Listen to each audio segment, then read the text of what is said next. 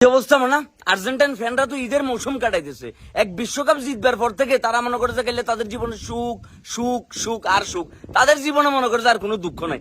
এই যে সকালবেলা ঘুমে তো উঠিয়ে মনে করেছে গুয়েতে মালারে 4 পিস আজুয়া খেজুর বকত করে ভরি দিচ্ছে, লাউতারো মার্টিনেজ 2 পিস আর Lionel Messi 2 piece.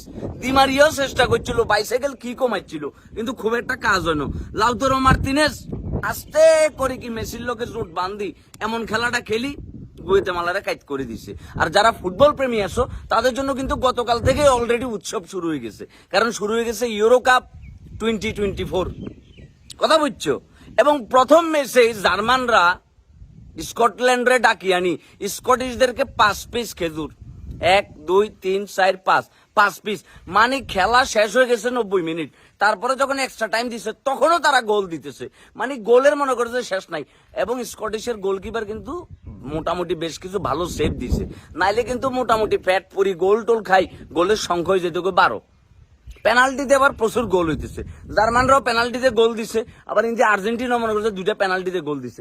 Last match অবশ্য আমরা ইউএস এর সাথে ড্র করছি। ইউএসএ কিন্তু শক্তিশালী টিম বাবু, গুয়েতেমালা কিন্তু মানে ফুটবল বিশ্বে এত বেশি আহামরি বড় টিম না, কিন্তু তোমাদের লাগ ভালো।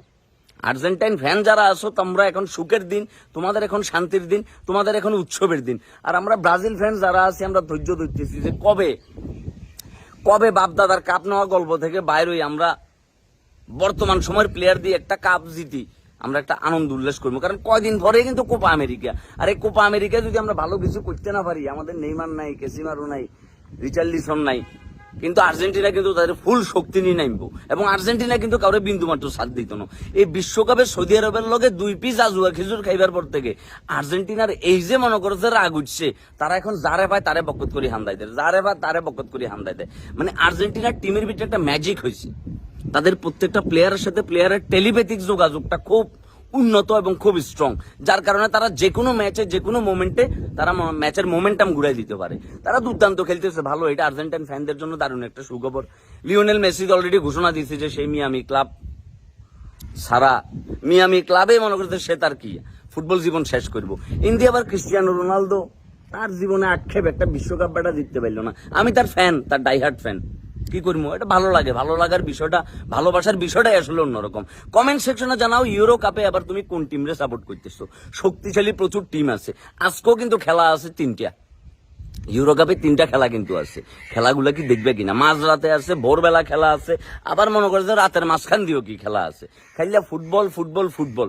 ইউরো কাপের এদিকে মনে করে আবার শুরু হয়ে যাবো কি কোপার লোকে, আবার মনে করে যে অলিম্পিক। ইন্ডিয়া আবার চলতেছে T20 বিশ্বকাপ। ও ভালো কথা। নেপাল তো আর একখানা হইলে জিতে গেছিল, চোকার্সদেরকে তো পাগল করে দিছিল। 1 রানে সাউথ আফ্রিকা ম্যাচ হেঁটে দিচ্ছে, 1 রানে সাউথ আফ্রিকা। শ্রীলঙ্কা তো অলরেডি বাড়ি চলে গেছে, পাকিস্তানও বাড়ি চলে গেছে, নিউজিল্যান্ডও বাড়ি চলে গেছে। এবার বড় বড় টিমগুলা বিশ্বকাপ জার্নি শুরু করবার আগে কি তারা বাড়ি চলে গেছে। বিষয়টা খুবই স্যাড, খুবই প্যাথেটিক।